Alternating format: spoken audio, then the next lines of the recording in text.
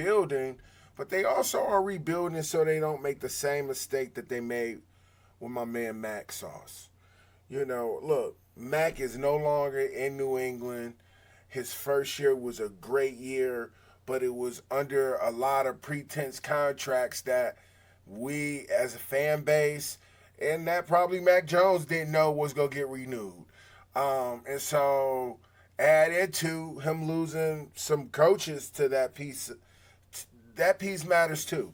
And so he lost some coaches, lost some players, and so his second year was all of a sudden blah. And his third year was even blah. And so, yeah, I think it's important to understand, like, when you look at your football club, look at it at a full, like, look at it at a full scope. Look at it where you want them to be. Look at it where they are. Look at it where are they going? Are they going in a direction that you're pleased with? Look, ultimately, that's why I think this is a great case study because we've seen New England's success at its pinnacle, at its height of heights. And now we're looking at what that looks like to retool it from the inside out and by maintaining the fan base, maintaining what they may be thinking is the future by Drake May, but also not completely downgrading the product in all ways. Okay, so yeah, I think that is the biggest challenge for the Patriot fans. And I say that as a Lions fan because we have gone through maybe 4 coaches where we weren't sure what the plan was. We weren't sure how they were going to maneuver what we had. We knew we couldn't get rid of Matt Stafford. Megatron was out. So, like, we've always been in a tumultuous, to say the least, transition with GMs, head coaches, and players. Right now, we have to give the New England Patriots an opportunity to stabilize itself. Look, if they think highly of Drake May, throw him out there, but throw him out there with the idea like we can't get him hurt. But this is the other thing. I wasn't a big fan of Drake May out of college. I watched Bo Nix the other day. Bo Nix does not wow me. I think Bo Nix as an athlete, as a football player, is what I think he was. I think he was Tebow with a better arm. That's how I feel about Bo Nix, and a little more athletic, a little more nimble on his feet. But yeah, it's still I see him as a little bit better Tebow. But watching him throw the ball in the rain made me remind myself like whatever you feel about Bo Nix is, if not somewhere on that chart, as my man Dre May. Like, that's whether you want to believe that or not, like what Drake May is going to bring to the puzzle is what you see out of Bo Nix. Now, if you like Bo Nix and you can deal with his Dow Jones play, then throw May out there. And I think it's going to be a constant, like, quarterback shuffle until, we find out that he can handle it and it not ruin his confidence. That's the number one thing. Now, if you out there saying, man, if he a starting quarterback, he either got it or he don't. Listen, I was explaining to my wife, man, you don't know what it's like having 6'6", 260 to 315 pounds running at you at least 10 miles an hour. 10 miles an hour, full speed, and they willing to take the penalty based on how clean of a shot they can get at you depending on where we are in the game. Like, so I think quarterbacks get a bad rap because we are in the silent era of the quarterback right now.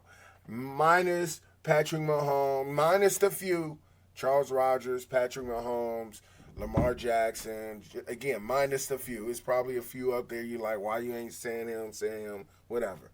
My point about us being in a silent era, the quarterback being able to just silence the crowd and throw the ball 40 times for 400 yards, 3 touchdowns, 1 pick, like that.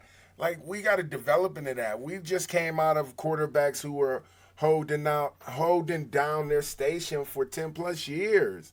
Like that's somewhat a phenomenon in itself. From the Steelers to the Chargers to the Saints to the Pats uh, to yeah, like I could keep going, but I just drew a blank. That's my point. Um, so yeah, man, I think we need to temper our expectations with the NFL with the idea this is also a bipartisan of the CBA agreement that the NFL is much younger, which means less experience, which means we may come back full circle to playing more preseason games and changing how they tailor preseason camp. That's how I see that. Okay. Monday night football. I gotta tell you guys, the Lions haven't been on Monday night football, and I can't tell you when. The best part about this is they're playing against one of my good friends, one of my good mentees, mentors. He's one of my mentors now. That's how far his career has gone. Um, and it was at a reverse at some point. Coached with him at the WAG. Again, Wagner's put out a lot of great coaches. And so, yeah, man, that defensive line from the Seahawks is balling. If you saw any of the trench talk clips that I've put out, I try to showcase the inside boys, sometimes the outside boys. But the inside boys for the Seahawks are a problem.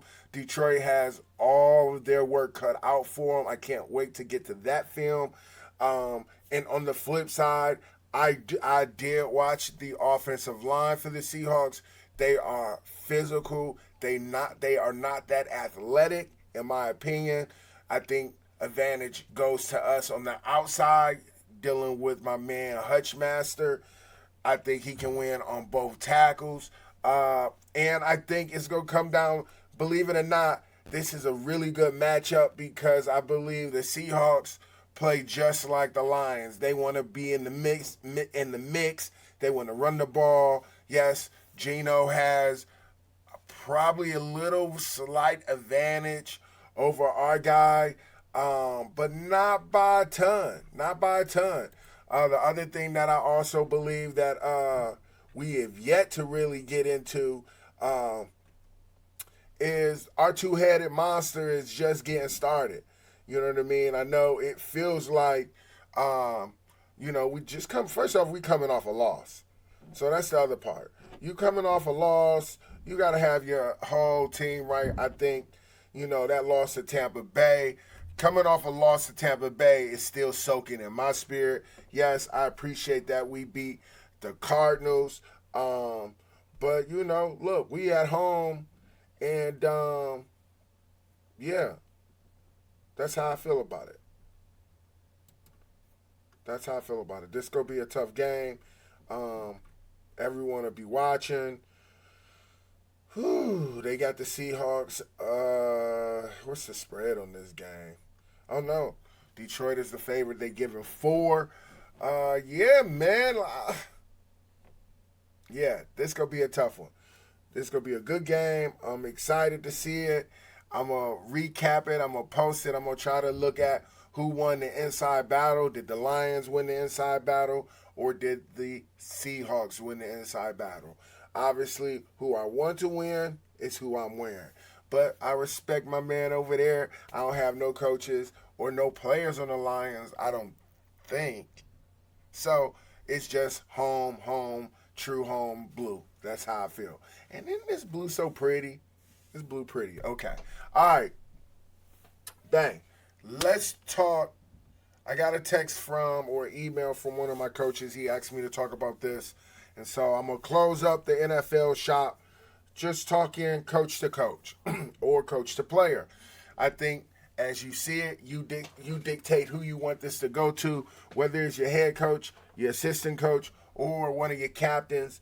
But here we go. How to keep morale high after So after, let's call it, we're in week 4 or 5, depending on where you are. If you're going through back-to-back losses, how to regain the confidence of your squad. I got to tell you, I've gone 0-3, 0-4, and then we ripped off 8 straight. How we did that, I look back at it, but no one panicking. The head coach didn't panic because we were losing. We were losing good ball games. We just weren't getting it done. We weren't finding ways to win. And the other thing that I remember coach talking about, we weren't losing the game because of lack of effort, penalties. We were losing the game because we didn't make the big play. And so that also spoke to our coaches putting players in the right place to win.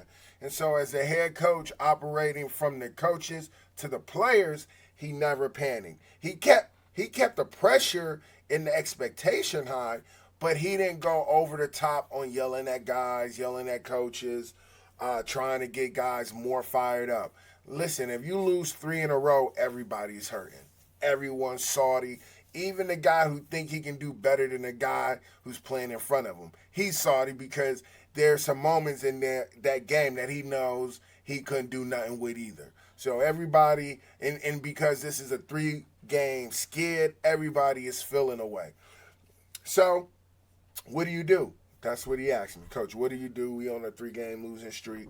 How do we get the guys back in it? All right, so obviously, let the head coach carry the lead tone. If the head coach is being very stern about it, like, you hold that line. But I want you to think about this. Do not underestimate the power of a highlight.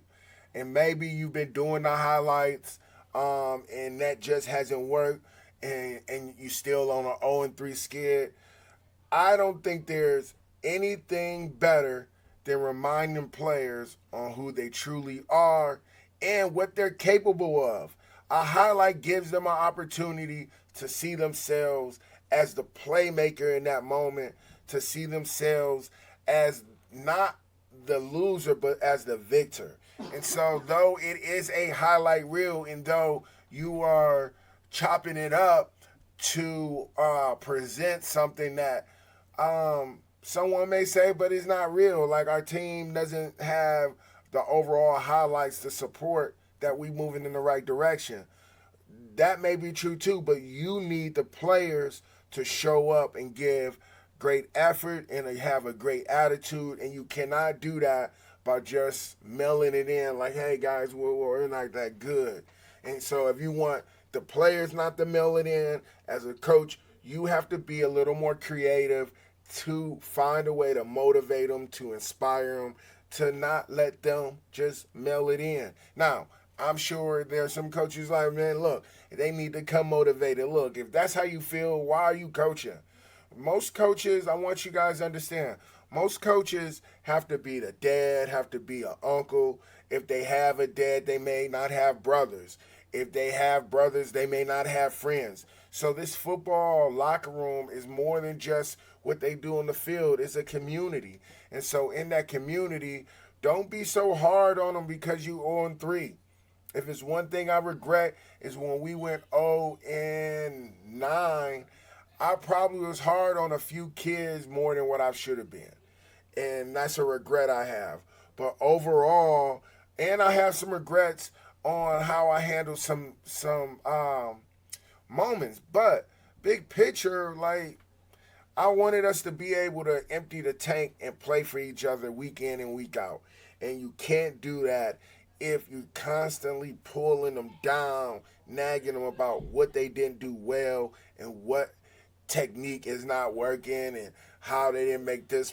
Look, after a certain point, I just stopped showing the bad plays in our team meeting because they know the bad plays. Let your coaches do their job. As a head coach, you can have opportunity to lift morale by bringing something in the game that you thought was good and that you want them to get better at for the following week.